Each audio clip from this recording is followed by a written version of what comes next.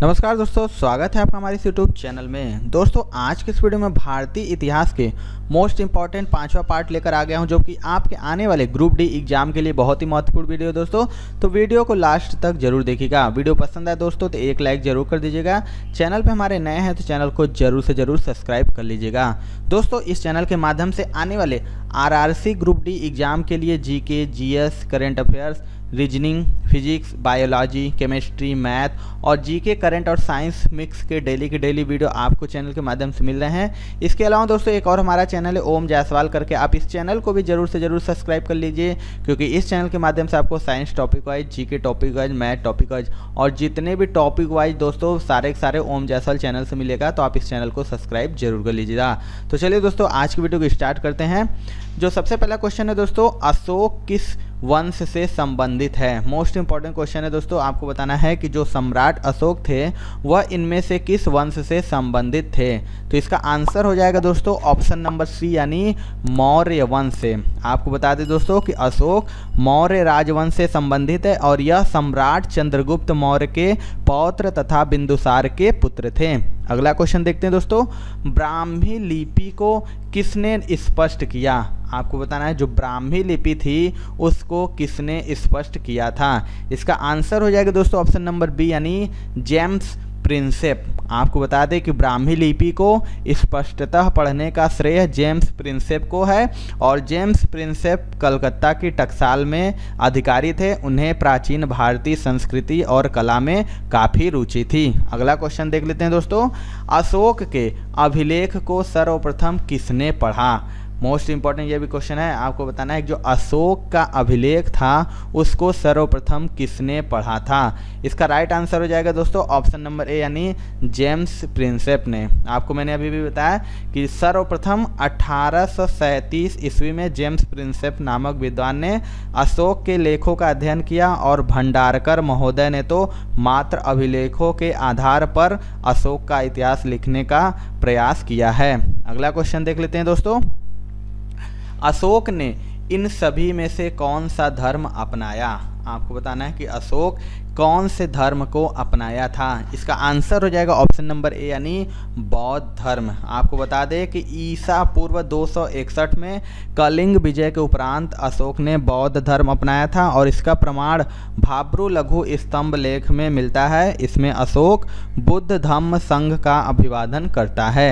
अगला क्वेश्चन देखते हैं दोस्तों, अपने अभिलेखों में प्रायः जिस नाम से अशोक संदर्भित है वह है। आपको बताना है कि अशोक का जो अभिलेख है उसमें वह किस नाम से संदर्भित है। इसका आंसर हो जाएगा ऑप्शन नंबर ए, यानी प्रियदर्शी। आपको बता दें कि अशोक ने प्रायः सभी अभिलेखों में उसे देवानाम प्रियदर्शी कहा गया है, अर्थात देवताओं का प्रिय राजा। आगे देख लेते हैं दोस्तों आने वाले ग्रुप डी एग्जाम के लिए गणित के 500 प्लस महत्वपूर्ण प्रश्नों का एक ई बुक तैयार करवाया है, जो कि आपके रेलवे ग्रुप डी 2022 के लिए स्पेशली ई बुक है। इसमें जितने भी 500 प्लस महत्वपूर्ण प्रश्न है दोस्तों सारे के सारे सुपर गेस्ट क्वेश्चन है आपके आने वाले ग्रुप डी एग्जाम के लिए। तो आप इस ई बुक को दोस्तों जरूर से जरूर ले लीजिए। इसका लिंक आपको डिस्क्रिप्शन बॉक्स में मिल जाएगा। इसके अलावा दोस्तों हमारा एक और ई बुक है 70 प्लस महत्वपूर्ण टॉपिक का। ऑल इन वन टॉपिक है दोस्तों, कोई भी ऐसा टॉपिक नहीं जो आपके एग्जाम के लिए इंपॉर्टेंट ना हो। सारे के सारे टॉपिक मोस्ट इंपॉर्टेंट है आपके आने वाले एग्जाम के लिए। तो आप इस ई बुक को भी दोस्तों जरूर से जरूर लीजिए। इसका लिंक आपको डिस्क्रिप्शन बॉक्स में मिल जाएगा।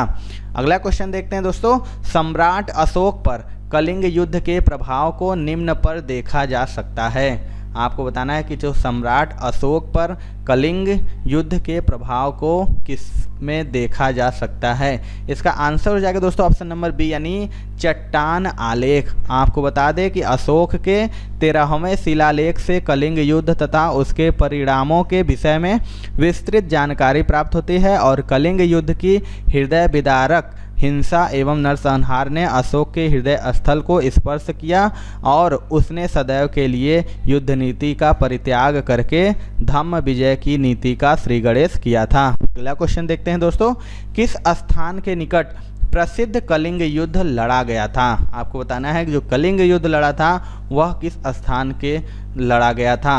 आंसर हो जाएगा दोस्तों ऑप्शन नंबर बी यानी धौली। आपको बता दें कि कलिंग युद्ध प्राचीन काल में उड़ीसा राज्य के धौली नामक स्थान के निकट लड़ा गया था और इस स्थान से दीर्घ शिलालेख भी प्राप्त हुआ है। अगला क्वेश्चन देखते हैं दोस्तों।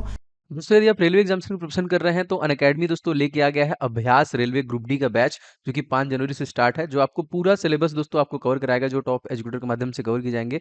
आपको सारे नोट्स हिंदी और इंग्लिश में दिए जाएंगे और आपको रेज हैंड जो कि करने का फीचर भी अवेलेबल रहेगा। इसके साथ दोस्तों एनटीपीसी सीबीटी 2 के लिए स्पेशली बैच दोस्तों 5 जनवरी से स्टार्ट हुआ है, लक्ष्य बैच, जिसमें आपका कंप्लीट प्रिपरेशन कराया जा रहा है। तो आप इसके थ्रू कंप्लीट प्रिपरेशन कर सकते हैं आरआरबी सीबीटी 2 के। एंड दोस्तों एक नया फीचर भी ऐड किया गया है, रेज हैंड। क्लास के दौरान आप सिंपली एजुकेटर से डायरेक्ट कांटेक्ट कर सकते हैं, बात कर सकते हैं, इसका भी आप फायदा ले सकते हैं। तो सब्सक्रिप्शन आप अभी ले लीजिए और दोस्तों इस कोड का इस्तेमाल करेंगे अगर आप OJ10, इससे आपको 10% का डिस्काउंट भी मिल जाएगा। तो जल्दी से सब्सक्रिप्शन ले लीजिए। सारनाथ में किस सम्राट का स्तंभ है? ये भी मोस्ट इंपॉर्टेंट क्वेश्चन है। आपको बताना है जो सारनाथ है वहाँ पर किस सम्राट का किस सम्राट का स्तंभ है? इसका आंसर हो जाएगा दोस्तों ऑप्शन नंबर बी यानी अशोक का। आपको बता दें कि सम्राट अशोक ने बौद्ध धर्म अपनाने के बाद धर्म के प्रचार के लिए अनेक कार्य किए और भगवान बुद्ध से संबंधित स्थानों पर सम्राट द्वारा स्तंभ लेख एवं शिलालेख बनवाए गए थे और भारत का राज चिन्ह सारनाथ स्थित अशोक के सिंह स्तंभ की अनुकृति है। इसका निर्माण अशोक ने करवाया था। अगला क्वेश्चन देखते हैं दोस्तों। अशोक ने अपने शिलालेखों में अपने समकालीन दक्षिण के किस राज्य का उल्लेख नहीं किया था? आपको बताना है कि अशोक के जो शिलालेख था अपने समकालीन दक्षिण के किस राज्य का उल्लेख उसमें नहीं किया गया था? इसका आंसर हो जाएगा दोस्तों ऑप्शन नंबर सी यानी कुषाण। आपको बता दें दोस्तों कि अशोक के दूसरे शिलालेख में सुदूर दक्षिण के चोल, पांड्य, सत्यपुत्र, केरलपुत्र आदि राज्यों का उल्लेख मिलता है, किंतु कुषाण का उल्लेख नहीं मिलता है। अगला क्वेश्चन देखते हैं दोस्तों। मौर्य साम्राज्य में प्रचलित मुद्रा का नाम क्या था? आपको बताना है कि मौर्य साम्राज्य में जो मुद्रा चलती थी उसका नाम क्या था? इसका आंसर हो जाएगा ऑप्शन नंबर ए यानी पड़। आपको बता दें कि मौर्य साम्राज्य में प्रचलित मुद्रा पड़ थी और मौर्य काल में सिक्के सोने, चांदी तथा तांबे के बने होते थे और इन सिक्कों को निष्क और सुवर्ण कहा जाता था और चांदी के सिक्कों को कारसापड़ या धरड़ कहा जाता था, जबकि तांबे के सिक्के मासक कहलाते थे। काकड़ी भी तांबे का बना छोटा सिक्का होता था। अगला क्वेश्चन देखते हैं दोस्तों। निम्नांकित में से कौन मौर्य वंश का शासक नहीं है? आपको बताना है इनमें से कौन जो कि मौर्य वंश का शासक नहीं है? इसका आंसर हो जाएगा दोस्तों ऑप्शन नंबर ए यानी अजातशत्रु। आपको बता दें दोस्तों कि अजातशत्रु हर्यक वंश का शासक था। इसने 429 से 460 ईसा पूर्व तक मगध पर शासन किया था और कुड़िक इसका उपनाम था। यह बिंबिसार का पुत्र था। अगला क्वेश्चन देख लेते हैं दोस्तों। निम्नलिखित में से अशोक का उत्तराधिकारी कौन था? 4 ऑप्शन है आपके पास, बताना है इनमें से अशोक का उत्तराधिकारी कौन था? आंसर हो जाएगा दोस्तों ऑप्शन नंबर ए यानी कुषाण। आपको बता दें दोस्तों कि पुराणों और बौद्ध ग्रंथ दिव्यावदान के अनुसार अशोक का उत्तराधिकारी कुषाण था और बिंदुसार अशोक के पिता थे तथा राहुल गौतम बुद्ध के पुत्र थे। अगला क्वेश्चन देख लेते हैं दोस्तों। मौर्य वंश का अंतिम राजा था। मोस्ट इंपॉर्टेंट आपको बताना है कि मौर्य वंश का अंतिम राजा कौन था? इसका आंसर हो जाएगा दोस्तों ऑप्शन नंबर ए यानी बृहद्रथ। आपको बता दें कि मौर्य वंश का अंतिम राजा बृहद्रथ था और पुष्यमित्र शुंग इसका सेनापति था। इसने बृहद्रथ को मारकर शुंग वंश की स्थापना की थी। अगला क्वेश्चन देख लेते हैं दोस्तों। प्रसिद्ध सांची स्तंभ किसके समय में बना था? मोस्ट इंपॉर्टेंट ये भी क्वेश्चन है। आपको बताना है जो प्रसिद्ध सांची स्तंभ था वह इनमें से किसके समय में बना था? इसका आंसर हो जाएगा दोस्तों ऑप्शन नंबर ए यानी अशोक के। आपको बता दें कि सांची का स्तंभ अशोक ने बनवाया था और सांची और सारनाथ के स्तंभों पर एक साथ 4 सिंहों को आकृतियां मंडित की गई थी। अगला क्वेश्चन देख लेते हैं दोस्तों।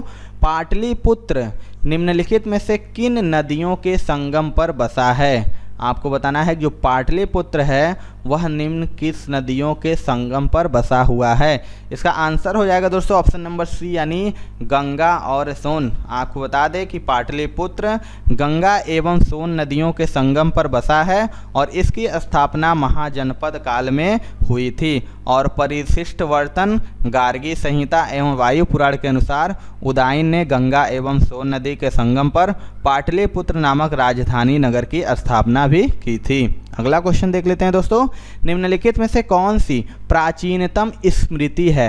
आपको बताना है इनमें से कौन सी प्राचीनतम स्मृति है। इसका आंसर हो जाएगा दोस्तों ऑप्शन नंबर बी यानी मनु स्मृति। आपको बता दें कि मनु स्मृति सबसे प्राचीन स्मृति है और मनु स्मृति के रचनाकार मनु माने जाते हैं और इसकी रचना का जो समय था 184 ईसा पूर्व से 100 ईसा पूर्व के बीच माना जाता है। अगला क्वेश्चन देखते हैं दोस्तों, मगध में शाही मौर्यों के ठीक बाद उत्तराधिकारी कौन थे। आपको बताना है कि जो मगध में शाही मौर्य थे उसके बाद उत्तराधिकारी कौन थे। मोस्ट इंपॉर्टेंट क्वेश्चन है ये, मैक्सिमम बार रिपीट हुआ है। इसका आंसर हो जाएगा दोस्तों ऑप्शन नंबर डी यानी शुंग।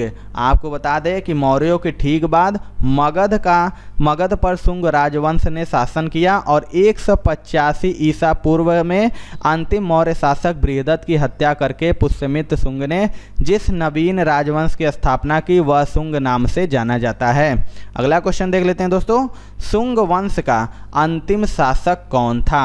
आपको बताना है कि जो शुंग वंश था उसका अंतिम शासक कौन था। इसका आंसर हो जाएगा दोस्तों ऑप्शन नंबर डी यानी देवभूति। आपको बता दें कि शुंग वंश का अंतिम शासक देवभूति था। इसकी हत्या इसके सचिव वसुदेव द्वारा 75 ईसा पूर्व में कर दी गई, जिसके उपरांत वसुदेव ने कर्ण वंश की नींव रखी। अगला क्वेश्चन देख लेते हैं दोस्तों, गौतमी पुत्र सातकर्णी किस वंश का शासक था।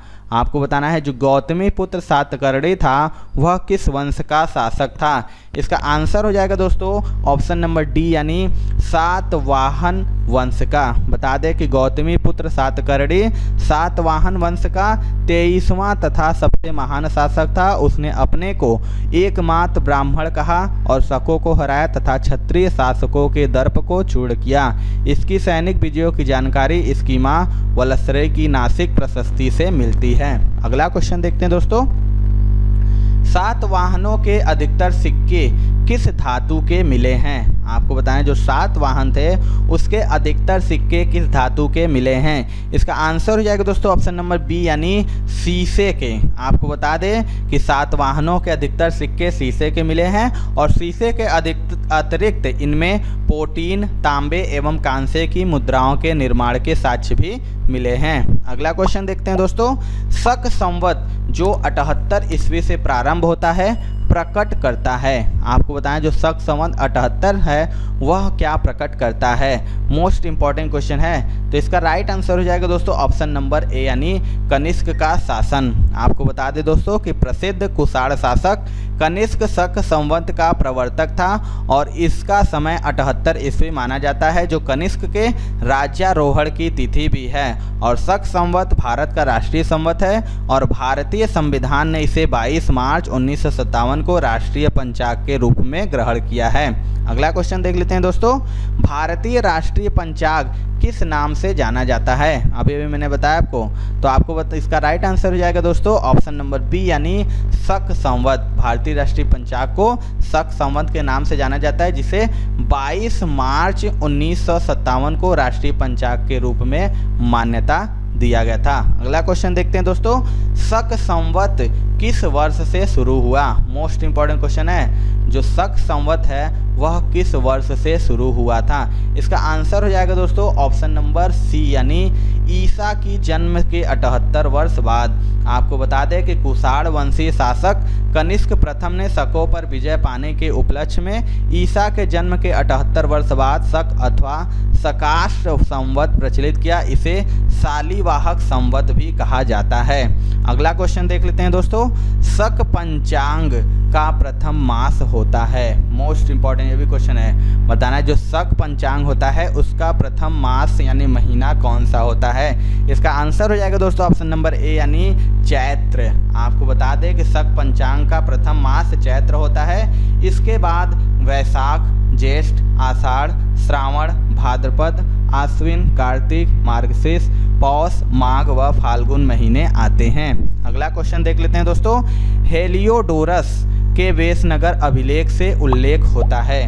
मोस्ट इंपॉर्टेंट आपको बताना है जो हेलियोडोरस के वेशनगर अभिलेख से क्या उल्लेख होता है? इसका आंसर हो जाएगा दोस्तों ऑप्शन नंबर डी यानी वासुदेव का। आपको बता दें कि हेलियोडोरस तक्षशिला के यवन शासक एंटियाक्लिटिस का राजदूत था, जिसने वेशनगर में वासुदेव के सम्मान में गरुड़ ध्वज की स्थापना की थी। तो ये थी दोस्तों आज की वीडियो। आपको वीडियो कैसा लगा कमेंट सेक्शन में जरूर बताइएगा। वीडियो पसंद आएगा दोस्तों तो एक लाइक जरूर कर दीजिएगा। आपके लाइक से हमें मोटिवेशन मिलता है कि आपको वीडियो पसंद आ रहा होगा। अगर हमारे चैनल पे दोस्तों नए हैं तो चैनल को सब्सक्राइब करके बेल आइकन दबा लीजिएगा, क्योंकि हम लगातार ग्रुप डी एग्जाम की तैयारी करा रहे हैं। तो मिलते हैं दोस्तों अपने अगले वीडियो में, तब तक के लिए जय हिंद, जय भारत।